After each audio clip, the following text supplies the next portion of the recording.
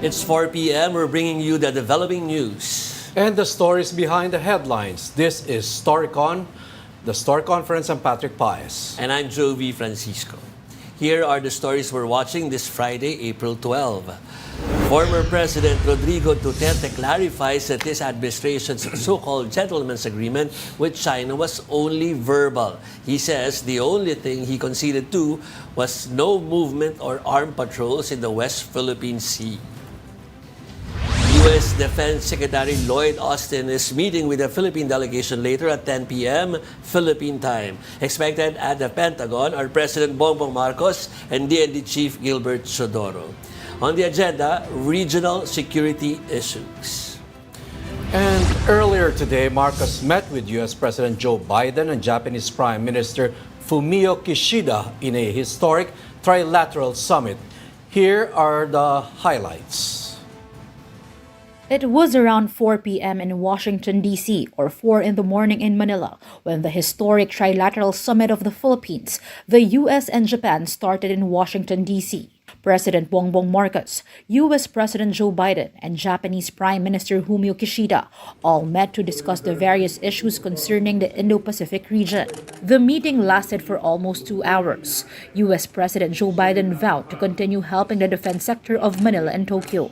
He also reiterated the mutual defense treaty with the Philippines regarding the worsening tension in the West Philippine Sea. And I want to be clear, the United States defense commitments to Japan and to the Philippines are ironclad. As I've said before, any attack on Philippine aircraft, vessels, or armed forces in the South China Sea would invoke our mutual defense treaty. The U.S. previously expressed concerns about the latest incidents in the West Philippine Sea, saying China is getting more aggressive than before. On the eve of the trilateral summit, 2 U.S. senators have filed a bipartisan bill seeking to grant $2.5 billion to the Philippines to boost their defense against China. President Marcos said the summit further strengthened the country's ties with the U.S. This meeting can be just a beginning. Facing the complex challenges of our time requires concerted efforts on everyone's part, a dedication to a common purpose, and an unwavering commitment to the rules-based international order. Japanese Prime Minister Fumio Kishida believes the summit will help in keeping the peace in the Indo-Pacific region. The U.S. added that China should not overreact about their maritime joint patrol with the Philippines and Japan. Aside from the West Philippine Sea issue, the 3 leaders also talked about the possible investments on technology and clean energy. President Marcos announced the launching of the Economic Corridor in the Philippines. It aims to provide more investments in clean energy, ports, railroads, and agriculture. After the trilateral summit, Manila is expected to garner $100 billion in investment deals from Japan and the U.S. for the next 5 years. Shaila Francisco, VR1 News. And joining the Storycon with us today is Philippine Star Editor-in-Chief, Ami Pamintuan. Ami, have you heard from our friend? Happy Friday. Happy Friday. Have you heard from your reporter in Washington, Ami? I understand Meron medyo ng joint, puyat meron sila. ng joint US statement, may joint statement na yung trilateral summit. Yes. There's a very strongly worded joint statement condemning the use of Coast Guard and militia dyan sa South China Sea, and they vowed to oppose any effort by China to use force to change the status quo. Tapos, they also condemned the use of economic coercion. Isa yan sa mga issues na nire-raise ng Japan, and also, hindi naman kasama sa trilateral, pero Australia has also raised that economic coercion being used by China. So ang dagdag lang Kaya dyan, binabantayan namin. yes, ang dagdag, Ma'am Ami, ay hiwalay yung security briefing na gagawin sa Pentagon Yes. later tonight sa oras natin, afternoon doon sa America, led by, aside from the President, yun nga, kay Secretary Gilbert Chodoro rin. So they Yes. actually, Ami, they actually singled out in the joint statement the so-called Yes. Chinese gray zone strategy in which the Coast Guard is being used for And militia. for those mga harassment and bullying of Philippine supply boats. Marami na nga, matagal na yung nire-raise ng ibang bansa about China. Dahil sa almost in the entire world, ang Coast Guard is always civilian Sa China, ang Coast Guard nila is under the military commission, which is headed by Xi Jinping himself. Kaya ang nature niyan, it's not actually, hindi siya yung white hindi siya between white and gray, hindi mo malaman kung anong definition ng Coast Guard nila. Right. At saka hindi natin alam kung deliberate, pero halimbawa, matitrigger ba niyan yung Mutual Defense Treaty natin with the US? Kasi yung sa US armed attack yun Yeah. So yung mga ganyang issue, ginagawa nilang, matagal na yung gusto nilang pag-usapan with China, but we don't know what will happen. Pero kapag ganyan na meron na talagang definite na, ginagamit niyo yung Coast Guard nyo and militia for aggression in the South China Sea, tignan natin, we're waiting for reaction from China. So far, nakukuha ko pa lang dito, summary pa lang They are unfazed now by the Mutual Defense Treaty. So just to point out the Yan difference, lang. Ami, you said that the Chinese Coast Guard is directly under the People's Liberation Army. We understand that People's Liberation Army Navy, tsaka under the Military The Commission. Military Commission. In our case, Inilipat siya, I think about 2 or 3 years ago. Yeah, from dati civilian. yeah. So, but in our case, our Philippine Coast Guard is under the DOTR. Just to point out the difference, no? It's not under the AFP, not even under the DILG or the PNP. It's under the Department of Transportation. Yes. Yes, so that's a difference part. Sinabi na nga yan sa atin ng Coast Guard, di ba? Na Yes. hindi nga daw sila authorized na magdala ng heavy arms. Kaya hirap na hirap kung paano magiging response dun sa Coast Guard ng kabila. Kasi sila authorized actually. In fact, yung Coast Guard ng China is allowed to engage in combat maneuvers. Yan ang hindi pwede sa Coast Guard natin. Yeah. Anyway, the Mutual Defense Treaty will be triggered by any armed attack on a public vessel of the Philippine government. So that means any armed attack on the supply boats, which are our Yes. commission, fishermen. would trigger the Mutual Defense tama, Treaty. tama. So there's all this. What would you call trigger points? Medyo it's getting more Ang tense. tanong I mean, dyan, there's all these yung trigger water points cannon ba, now. armed ba yun? Tama rin. Nakakasira yun ng ano natin, ng barko natin. Nakakasira yun. Armed ba siya? Okay, So, yan ang medyo mga Good malalabo dyan, mga gray area yan. Well, for now, it hasn't yet triggered the MDT kahit na ilang beses na water cannon yung mga Philippine supply boats. So I guess they're at this point still ruling out defining water cannons as part of it. armed. Yes. Armed attack, yeah. But we wonder lang, I mean, Yeah. it's been speculated that what if, because of that water cannon attack, may mamatay o may masugatan na. Because the supply boats are manned by Coast Guard Coast people. Guard, Uh-huh. Right? May nasugatan na diba, 4 na Navy personnel.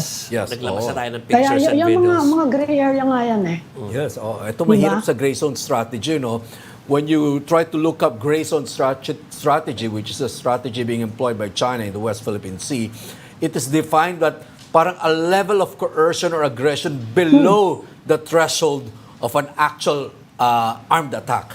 So it's really treading very dangerously on dangerous water, so to speak, itong gray zone strategy ng China of using Coast Guard, of using water cannon, and all those maneuvers, blocking our ships. Nagbungguan pa. Minsan, nagbungguan pa talaga. Nagkiskisan na yung As expected, security pa rin yung parang main na pinag-uusapan doon sa nangyaring summit kanina sa Washington DC, Ma'am Ami and Patrick. Of course, there's also a big part of it ay tungkol sa ekonomiya.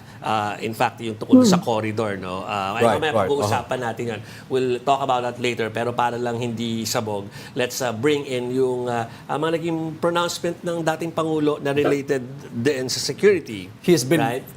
conspicuously quiet, silent the past few weeks. Pinag-usapan lang natin, medyo parang tahimik si former President Duterte, and then eto nga. Ngayon, mukhang na-horrified nagsalita. dun sa statement na horrified Ayun, si BBM. Medyo horrified, maanghang, kailangan binitawan ng mga salita Oo, Di ba? that's right. Sige, okay. Mukhang na-horrify siya, may insulto pa sa dulo eh. Very typical, may pagmumura at saka insulto. So Yeah. typical of Digong, ano. Totoo. Pero aside from yung typical na mga soundbite na yun, ano, na ipi-play natin in a bit, ano, ay meron siyang mga ano, hindi natin alam kung kasi nag-speculate tayo, sino ba talaga nagkaroon ng gentleman's agreement, pero biglang meron siyang pahayag tungkol dyan. But anyway, let's listen in to what the former president said in his press con. We have not conceded anything to China. There might have been exchange of control over the China Sea. Pero those were really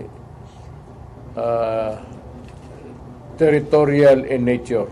They are not party to any of the discussion at itong biglang gentleman's agreement with Xi Jinping. Hindi gawain ng presidente yan. The only thing I remember was that status quo. That's the word, na walang galawan. No movement, no armed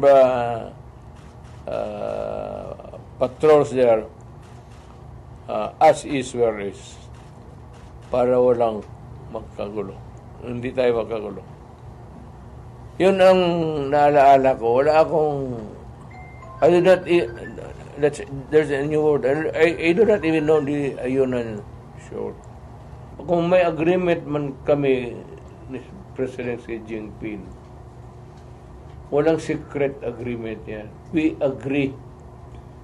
Then after that, yung agreement namin, isasabi namin sa mga tao, foreign affairs particularly, to verbalize everything that is being said in whisper. Kung meron man. Okay, so once again, he's referring to a status quo agreement. I think when we did a little research back, an article actually came out. This was in 2017, a year after Duterte came into office, and it was made public in a House hearing by Defense Secretary Lorenzana that there was a status quo agreement na walang galawan with China. So this whole idea of a gentleman's agreement is, we don't know if it's referring to the same thing, but what really seems to be contentious, Ami, is that this claim by China that there was an agreement or a promise on the part of the Philippine government to withdraw o tow away BRP Sierra Madre. Yun ata ang di pa talaga nalilinaw o nakaklaro. And I guess that's what President Bongbong Marcos is, if you really think about it, horrified about that a president has actually agreed to tow away BRP Sierra Madre. Pero may isa pang if you read that statement of Digong, parang may lost in translation. Sabi niya, pumayag daw siya. In fact, clarify to later Tinanong ba kayo na pwedeng mag-improve dun sa BRP ang Pangulo? Ang sinagot niya, as is where is, yun ang sinabi niya. Meaning, ang interpretation doon ng China, no new construction, no improvement. Repairs. Kaya hinaharang nila actually ngayon yung mga resupply natin kapag may daladalang construction materials. Kasi hindi daw yung kasama dun sa agreement. So, yung parte niya medyo malabo. But which can be interpreted both ways, no? Parang hindi nakuha ni President Duterte yung implication ng as is where is. Correct. Ibig sabihin ba niyan, kinakalawang na yung BRP Sierra Madre, pababayaan na lang natin mag-deteriorate hanggang mag-sink na lang yon. Doon sa ayungin, kapag hindi mo in-improve yan, hindi pwede. Di ba?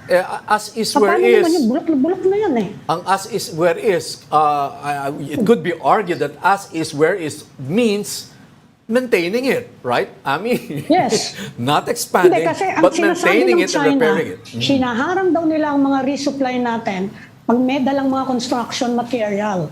Tayo naman, nagdadala tayo ng construction material to reinforce ayungin. In fact, meron mga proposals ngayon na medyo ayusin ang gusto kasi nakakahiya nga daw yung itsura nung ship na yon. Right. Ayun ang ayaw ng China. Kagabi nag-issue ng statement ng Chinese Embassy, nagpapasalamat sila for previous agreements na hindi rin nila klinaro na Yeah, yun na vague nga din. na It was status a- quo daw sa Ayungin. it was a They vague specifically statement also. mentioned Ayungin Shoal. Hindi naman nila sinabi sa statement na tatanggalin yung BRP. So meaning, ang reference yata, ayun nga yun sa improvement. Kasi remember yung mga resupply, hinaharang nila kapag may dala-dala mga kahoy-kahoy yata. Ewan ko kung anong tingin nila na, ewan ko naman paano nilang nalalaman na pang-construction ng dala, yung dala Exactly. sa kapagkain Pero yun ang contention ngayon. Anyway, sinabi ni President Duterte, he's ready to face an investigation daw about it. At the same time, Ami, while all of this happening, while the president was preparing for his trip to Washington, actually si President Duterte gave an interview to journalists from the Global Times. Kalalabas lang, And Global Times is a newspaper or media outlet that's actually ang ano nila dito may connected siya under the umbrella of the People's Liberation Daily. Yes, Parang it's ganun. So the mouthpiece. it's a government newspaper. So Duterte received 3 journalists from the Global Times of China, GT. in Davao City, where he is currently staying, and he gave an interview. And I'll just read from the blurb of that interview. I hope this is the president, the former president speaking. I hope we can stop the ruckus over there. I guess referring to the West Philippine Sea, because the Americans are the ones pushing the Philippine government to go out there and find a quarrel and maybe eventually start a war. So those are the highlights of that interview that the former President Rodrigo Duterte gave Global Times of China. So yun. Mahirap talaga. And remember, yung kasama sa statement niya kanina sa press conference, di niya daw alam kung ano yung Ayungin Shoal. Paano naman? Hirap-hirap ko yung presidente ng Pilipinas nag-agree over a place na hindi daw niya alam. Grabe. So siguro baka kailangan ng konting clarification yun. Kung may spokesman sana siya, Yes. maayos sana yung Speaking- statement na yun. Speaking of spokesman, anyone na pwede magsalita for the former president. Nagkaroon din ng portion Yes. doon, yung clarification niya about Roque's role and Sal Panelo's role doon sa mga pagbibigay ng mga pahayag niya. No? So kinaklarify niya na sabi niya, and we quote, si Roque wala pa doon, Harry Roque joined my admin almost half na. Si Panelo ay wala sila. He was not there because he was not part of government yet. So, wala akong masasagot dyan regarding Roque. So, ask him again. So, we will have to interview Roque again. Pero parang kina-acknowledge niya na mas alam ni Attorney Sal Panelo because Sal was there from the very beginning. Right. Okay. So Pero si Harry Roque, ang tinuturo yung mga news reports nun, na which you mentioned, Patrick, yung appearance yes, yata dun sa Congress. Yes. Na yun na nga, nagkaroon ng ganong klaseng verbal agreement. There was a verbal agreement. for Yun nga lang, status medyo quo. malabo na lost in translation nga. And ako, I think, Ami, I distinctly remember na may ganun ngang kasunduan na status quo. Walang gagalaw. Kasi we all know those bases, those facilities of China in the West Philippine Sea were built during the previous administration, during the time of Pinoy, Yes. when the quarrel was di ba? Talagang nag-intensify ang away ng Pilipinas at saka China noong mga panahon na yun. So, after the construction during Pinoy's time, In the coming weeks, makikita natin kung may impact tong strongly worded joint statement ng tatlong US, bansa. Philippines, and Japan dahil usually ang reaction ng China kapag ganyan parang nakakalalaki kayo, no? Tignan natin kung ano mangyari. Well, So see, we will see kung anong magiging there's a reaction scheduled next resupply mission There's natin. another mission being scheduled, right? I'm looking for the date Yes. from Ami, but I think Kasi sa there's a next Pag-asa one. Island, kahapon meron ng report na lumalapit daw masyado yung mga Chinese vessels. That's Pag-asa already. Dati wala tayong problema dyan with the Chinese. That's So true. ngayon titignan natin kung baka naman reaction lang yon dun sa ongoing nga, yung tripartite summit. Alam nyo naman yung syempre, malakas ang influence ng military sa Chinese Communist Party. They are very mindful of the sentiment of the military. In fact, meron parang ganyang tension ng diplomatic community ng China with their military. Yeah. Okay. Sinasabi nila na iniisip lagi ng Communist Party yung suporta ng military. And they're all hawks. Okay, we have another clip from the former President Rodrigo Duterte, this time on the BRP Sierra Madre. Let's listen to it.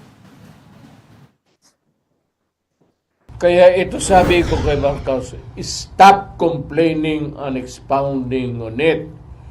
Do it and repair. Yan ang sasabi ko sa kanila. I challenge them na sila man ang nasa gobyerno ngayon, di-repair nila at gumawa sila doon ng mga bahay-bahay kung saan.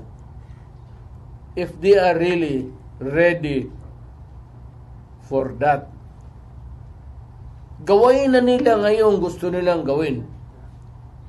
Mr. President, I'm challenging you to go to Alonan with the other ships and repair it. Kami takot. Ayaw namin ng gera.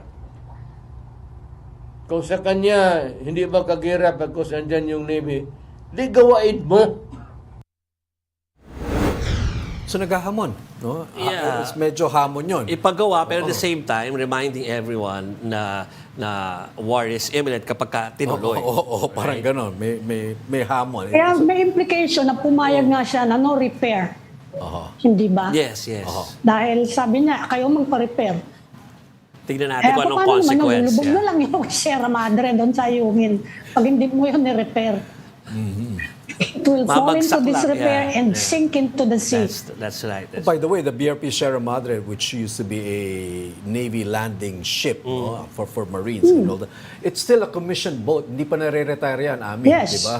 It's still an Kaya active nga, duty. siyempre, kahit dapat nang i-repair ordinaryong siguro. vessel, regular maintenance Oo. Pwede bang hindi yan i-maintain, lalo na yan? It's falling apart. Paano kung magbagsakan yung mga parte niyan doon sa mga sundalo natin, kawawa naman sila. Hindi lang naman pagkain ang pangangailangan nun. Oo, kailangan matibay yung tinutuntungan nila dyan doon sa ship. Anyway, I'm sure pwede pa natin dagdagan yung conversation na ito about security later on. Pero since we're discussing the sound bites from Duterte, ipasok na natin yung kanyang mga naging reaction or denial doon sa kung saan naroon ang kanyang kaibigan na si Pastor Apollo Quiboloy. So let's listen in doon sa kanyang mga statement regarding his kababayan sa Davao. As a lawyer, I would say that you can go to court and fix your case and post a bail bond. That would be an option. But if you do not think that you will get a fair deal with this administration, because you have been talking about Marcos and everything, huwag kang lumabas dyan sa Tamayong. Nandyan lang yan sa Tamayong. So, mag-ikot siya dyan, magkabulan kayo. By the time na matapos ka na, napagod ka na, you will become a member of the Jesus Christ. He is comfortable in his Tamayong sanctuary or itong kingdom compound niya dyan sa airport banda. Frankly, yan talaga ang nalaman ko. Na kung nakapunta na siya ng Manila, o saan na lugar, wala akong alam kung may mga bahay siya doon. And I must profess my ignorance. Okay, that was the former president saying that Pastor Quiboloy, his friend, is still just in within Davao. Is in Tamayong, yung tinatawag nilang sanctuary nila doon, yung bundok kung tawagin, di ba? Bundok yan kasi malawak, Ami. No, I personally have not seen it, but those who have gone there and seen it, it's like it's a fascinating place. It's a huge place. It's some say it's like you're in another country. Some reactions from that statement about Pastor Apollo Kibuloy from the former president. Ang hinahanap nila ay at least ng netizen ay o ng mga pundits ay yung hikayat ng dating pangulo na sumuko ka na. He had an answer to that. May sagot siya doon. ano nga ba yung sagot I think niya? sabi, it's not up to him. It's not up to him. So yun. But it was more like parang he was dismissing that suggestion. Yeah. It's not something he would like to do. Parang ganon. Kasi nga Oo daw. nga, parang they remain to be very ang takbo close. parang prejudged na yung case hindi ba? Yeah, yun ang gusto niyang Kaya ilahad doon. actually, kung titignan mo, kung ikaw si Pastor Kibuloy, parang madi-discourage ka na mag-surrender. Hindi ka pareho ni Senator Bato de la Rosa, merong outright na statement na Yes. sumuko ka na muna. At tingnan natin, medyo mas mahirap sumuko ngayon kasi non-bailable na yung arrest warrant na in-issue ng Quezon City Court. Apart from the Senate warrant for contempt, yung sa Korte, yung sa Senate, pwede pang ma-lift yun ng medyo madali-dali Napag-uusapan yun Pero yung sa Korte, wala na. Doon ka na unless he can invent a sickness or hindi naman siya ganun katanda, hindi pwedeng humanitarian reason for And of bridge. course, ibang usapan yung mga kaso abroad. I mean, sa US, right? Right. So, we'll see. Mahirap yata talagang pasukan yung lugar na yun, I haven't been from to that the place. report of the News 5 reporter there at the time that the NBI served the warrant, pinapasok naman daw sila. It's just that napakalaki ng lugar, napakalaki. It could be anywhere, diba? He doesn't even probably have to hide. He can just be somewhere around that huge mountain reserve. Correct. Parang ganon. Saka mountainous area yan It could be medyo underground.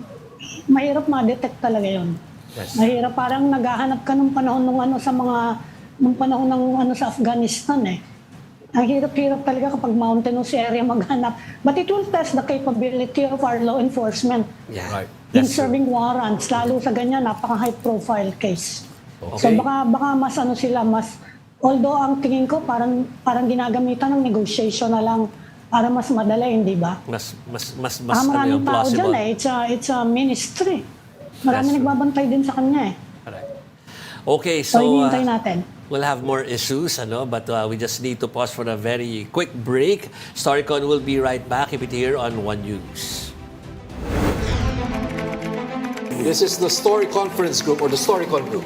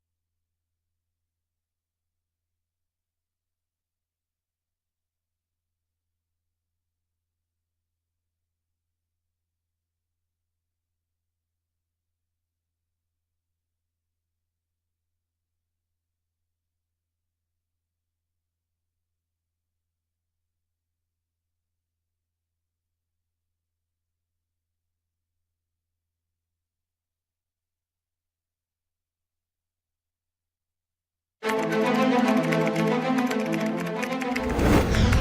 got the developing news and the stories behind the headlines. Welcome back to Storycon, the Story Conference. I'm Patrick Paez. I'm Joey Francisco. Also with us is Ma'am Ami Pamintuan, Editor-in-Chief of the Philippine Star. Our top story, the historic Trilateral Summit in Washington. Let's bring into the discussion security analyst Chester Cabala. Chester, welcome back. Thank you, Sir Patrick, Hey, Sir Chester. Joby, and Ma'am Ami. Hi. Thanks for having me. Okay, first question. Chester, did you see this news about Japan and the U.S. throwing its support behind the creation of a Luzon corridor? Luzon investment corridor that will span Subic, Clark, Manila, all the way to Batangas. Have you seen that bit of news? Yes. Okay, I'm just curious, Chester. No, it's being tucked under the economic windfall from this trilateral summit. But at the same time, Chester, I'm curious whether it also serves some military purpose for the U.S. forces who will be staying here, care of EDCA. Okay, first off, there's an economic footprint already because there's an ongoing longest MRT or railway from north to south. No, beginning from Subic to Clark and then to Manila, and then that will connect to Bicol. So this is an ongoing project already. Okay. So meaning to say that from that project, they will just expand it because there is already an ongoing project with Japan through JICA. And definitely the add-on here is the overseas security aid, which I think they would want to expand it since you have already the infrastructure. Like say for example, you have a road network for that already. So that would be easier for interoperability, for maneuvering, and definitely for other strategic purposes. Okay, so it serves two purposes, right? Parang ganon. Yeah. Good for our economy and also good for Security. The logistic needs Right, of the right. US, Yeah. right? Parang ganon yan. Forward base also. Forward base, yes. Chester, another thing, it's been said that there's about $128 million in the 2025 budget of the United States for EDCA. For EDCA. Okay. Is this mostly for construction? Because in 2024, there is $100 million for construction projects in the EDCA sites, and that's being touted as one of the economic windfalls of hosting Right, the U.S. right. forces here. Parang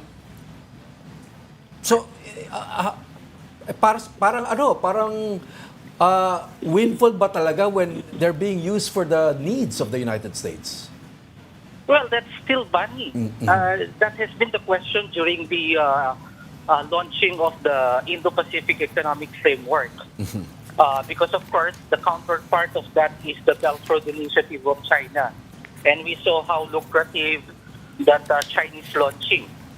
When they had that IPEF, or the Indo-Pacific Economic Framework, everyone was asking, where's the money? Show us the money. Now, money is, the Americans are showing us the money now, although it's not what we really expected because these are just millions of dollars. Hopefully it would be more than what we are expecting right now. But I think this is just the beginning of it. If they succeed on this project, then I think it would open more opportunities for the Philippines. Is there anything, Chester, by way of military aid or transfer of equipment, military equipment to the Philippine armed forces that's coming out of this trilateral summit? I think more than the transfer of military material, it would be more of sales, procurement, and perhaps more of a loan agreement, which I think is also good. Because if it's a donation, then we have like a utang na loob to them. So if it is a loan, At least we are paying for it, and this is part of the public investment, of course, through the military modernization. And we will not owe something to them. Di ba, Chester, mas Chester, maganda to kung libre? economic corridor, do you see it as a part of a general response to economic coercion of China? Tawagin na natin spade a spade. Sila lang naman ang Yes, inaakusahan ng definitely. economic coercion eh. You think this is part of a general response to economic coercion by China? Yeah, definitely. It's part of the response to the economic coercion. No, at least this one is transparent and legitimate. Yung economic coercion kasi ni China is a little bit secretive and parochial. Kasi ang ginagawa nila dito is by helping our local government, especially local leaders. But this time around, it's a national in context, transparent, and at the same time, there's already a blueprint based from the current and existing infrastructure programs that we have. And it is being articulated by everyone because, of course, we know that we have the same political platforms, and these are democratic countries.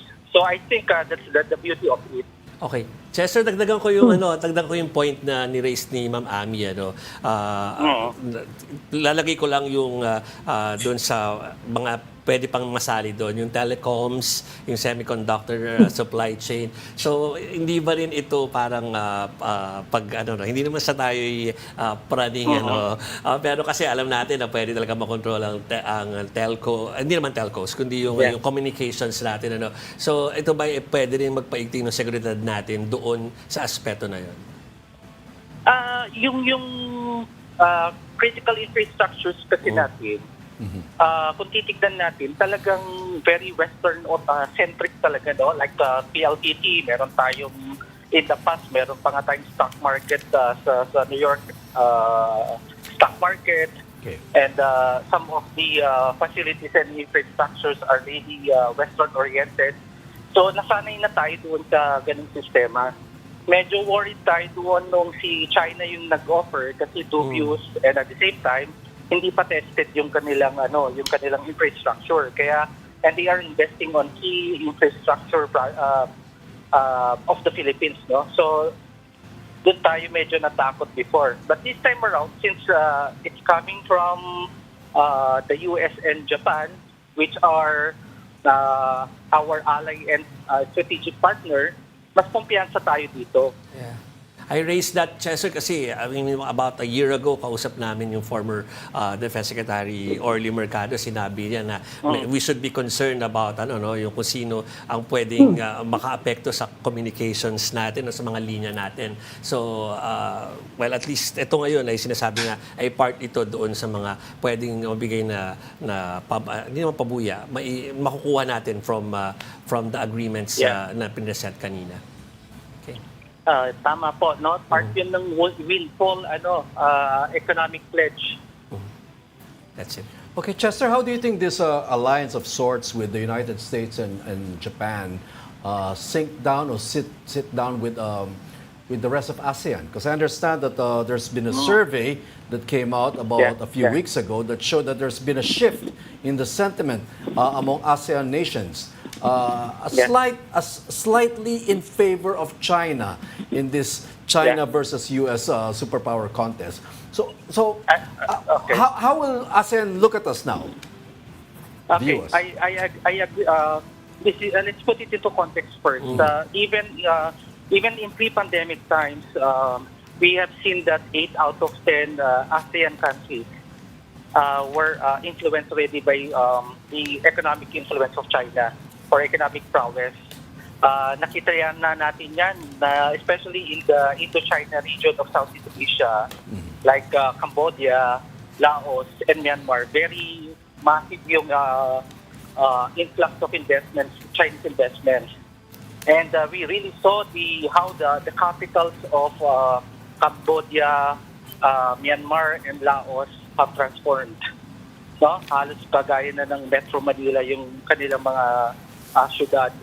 I think China used that as a showcase to tell to Southeast Asia that they can be an economic ally.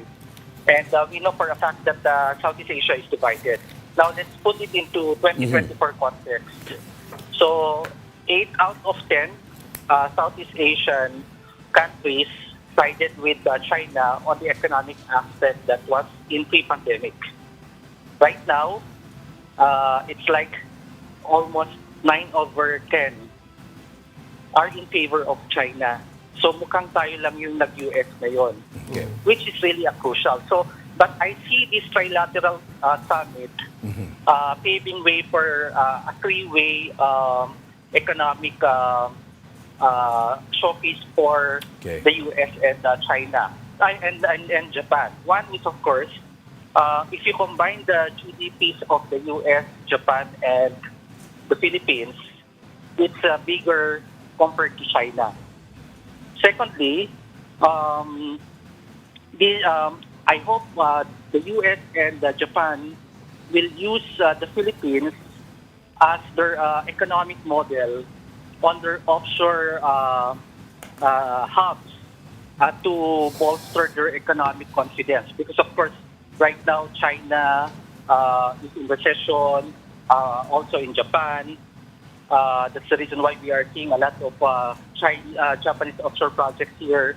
And, of course, this is a chance for the U.S. to maintain its economic lead right now. The third point is that this is also to attract other Southeast Asian countries that the American and Japanese economic models are still lucrative and attractive to other Southeast Asian regions. So they can use this as a platform basically. Pero Chester, in reality, we are heavily engaged economically with China. Ang critical infrastructure natin, ang mga Chinese are heavily invested in it. NGCP, ka-partner nila, is a Chinese company. Globe, Huawei, is heavily involved in our telecoms. Etong ginagawa ngayon sa tabi ng Philippine Star na Cavitex na extension Chinese ang gumagawa. Nandun, ang laka-laka na sign ng kumpanya.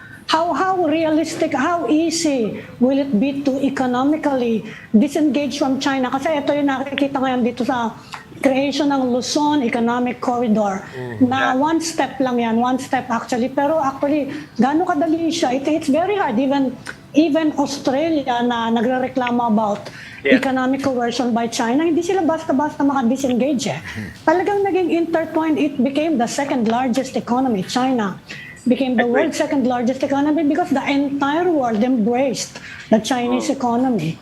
So gaano kadali yung sinasabi natin na ganyan, we're complaining about economic coercion. How realistic is it to really get away from, pati mga business groups natin nagsasabi, dahan-dahan kayo kasi marami kami negosyo ron.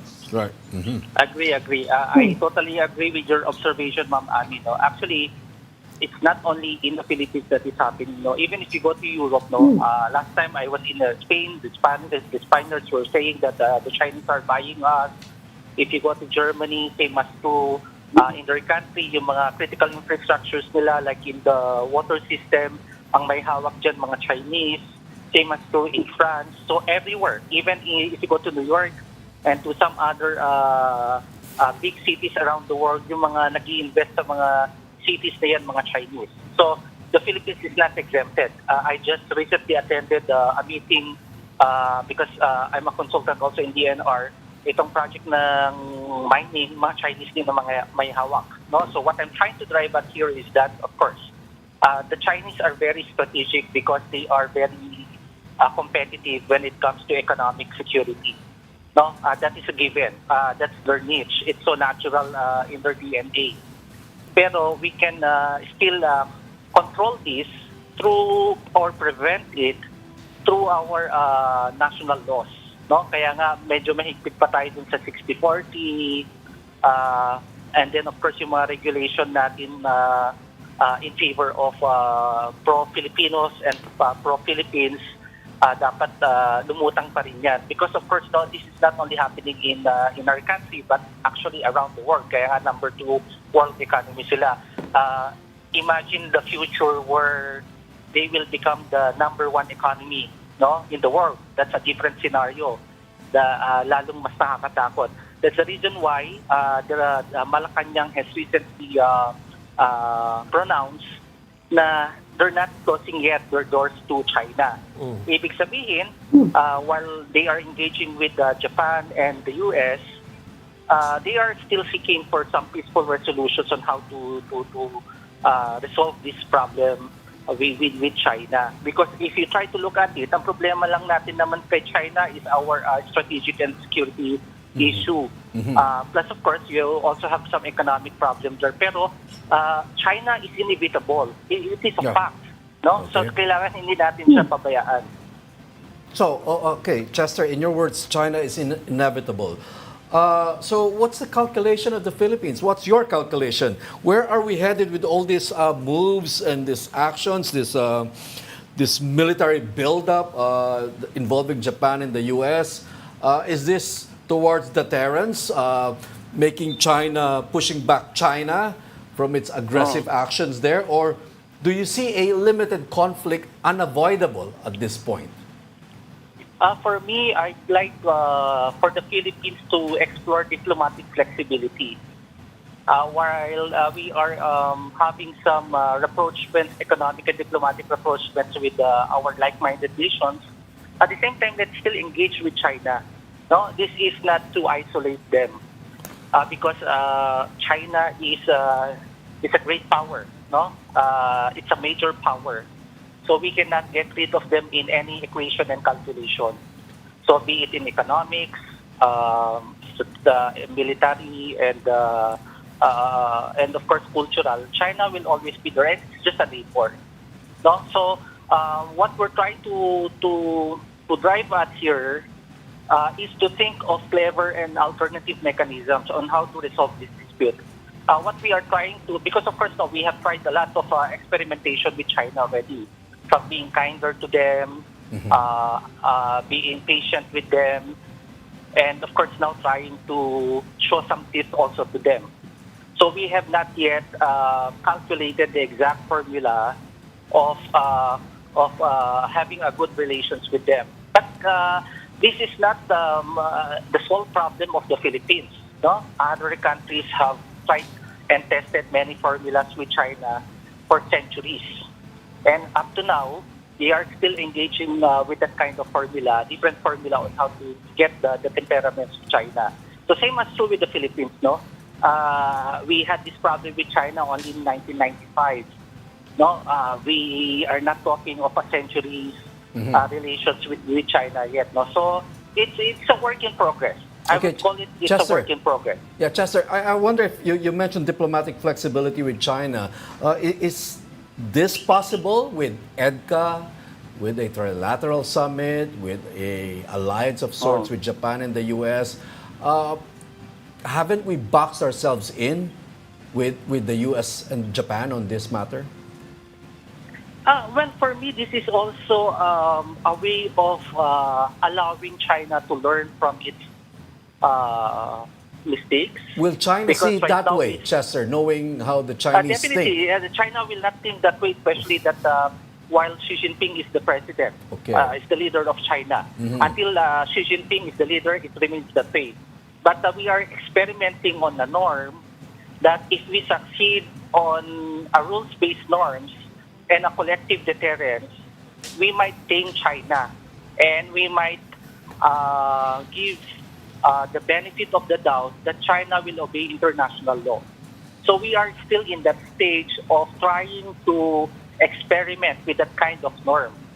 I don't want to discount Chester, it yet because it's still a process. Yes, Chester, we're kind of running out of time, but I'd like to throw in this last question.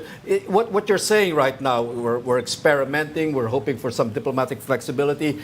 Is this also the thinking within the Philippine defense establishment? It's a different mindset right now because we have steered or shifted towards territorial defense. The mindset right now is to defend the territory by hook and by crook. At the same time, to expand our diplomatic network and to modernize our armed forces. I think they are now returning to the heritage of the concept of national defense instead of the concept of national security. So I think that is the mindset of the defense and security sector right now.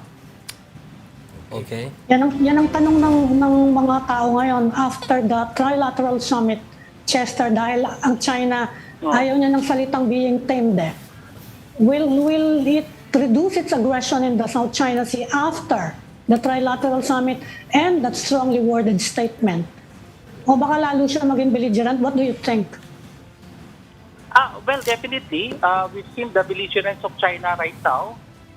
Feeling ko mas ilalabas pa niya yung kanyang ngipin and China will still flex its muscles. Will be more aggressive. I see it as a competition. That's the purpose of its strategic competition. No? Yeah.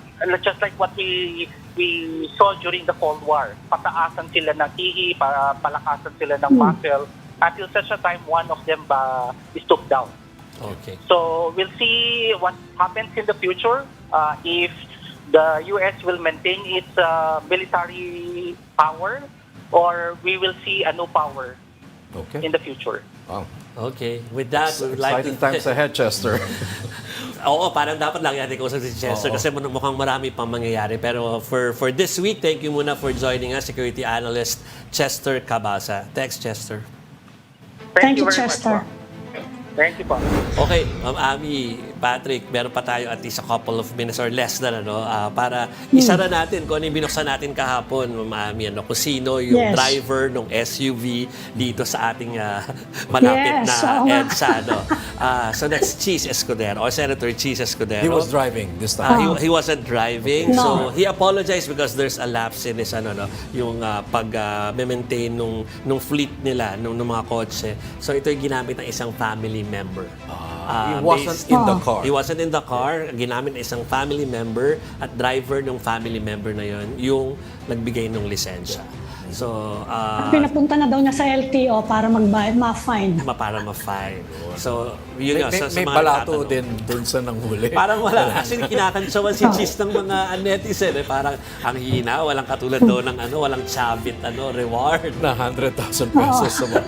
Pero anyway, yun na, naglabas na lang ng I understand, wala pang kinakausap na parang ng mga reporters, kundi nagpadala lang ng release ng kanyang statement sa Pero media. mabuti yan, social media, maraming nakakatulong kasi humihingi ng tulong ang PNP to enforce the orders of the President. Yes. Tungkol dyan sa license plate, saka mga buwang-wang. Wang-wang. Okay, anyway, that's all the time we have. Thanks for joining the Storycon. Philippine Star Editor-in-Chief, Ma'am Ami, thank you at happy weekend sa'yo. Happy weekend. Happy weekend. Join us again on Monday at 4 p.m. for the Storycon. I'm Jove Francisco. I'm Patrick Paez. We are One News, all sides, all the time. This is the Story Conference Group or the Storycon Group.